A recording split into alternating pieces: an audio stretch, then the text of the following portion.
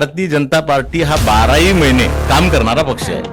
मी शहरात राहतो ना, आम्हाला माहिती आहे पाणी कुठे कुठे मुरलेलं आहे आणि त्यांच्या 5 वर्षाचा आणि आमच्या वर्षभराचा एकदाच तुलना करून भारतीय जनता पार्टीने सुरुवातीपासून ते आजपर्यंत कुठल्याही जातीपातीच्या नावावर आम्ही राजकारण केलं नाही. की भारतीय जनता पार्टीचं कमळ आणि कमळ सगळ्यांचं एकच धोरण आहे. आम्ही शहरात राहतो ना, आम्हाला माहिती आहे पाणी कुठे कुठे मुरलेलं आहे आणि कुठे कुठे बाहेर काढायला लागते. त्याच्यामुळे लोकलचे असल्यामुळे आम्हाला सगळंच माहिती आहे इथलं की कुठे कुठे काय काय झालं आणि काय काय नाही. त्यांना सांगितलंय की आम्हाला विकासाच्या नावावर मतं द्या, कारण जर या शहराचा विकास करायचा असेल, डेव्हलपमेंट करायचं असेल, अनेक शहरातले प्रश्न आहेत, त्या प्रश्नावर जर आपल्याला मात करायची असेल आणि वाशिम सुजलाम सुफलाम करायचं असेल, फक्त विकासाच्या नावावरच भारतीय जनता पार्टी आम्ही मतं मागतो.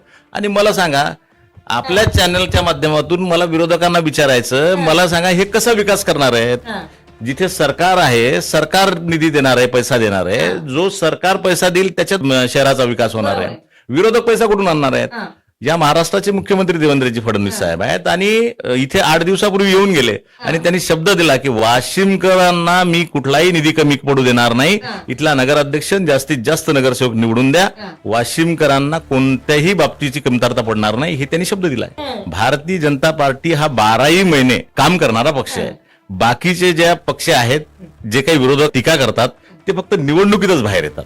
त्याच्यामुळे त्यांना ईव्हीएम, वोट चोरी ह्या सगळ्या गोष्टी कराव्या लागतात.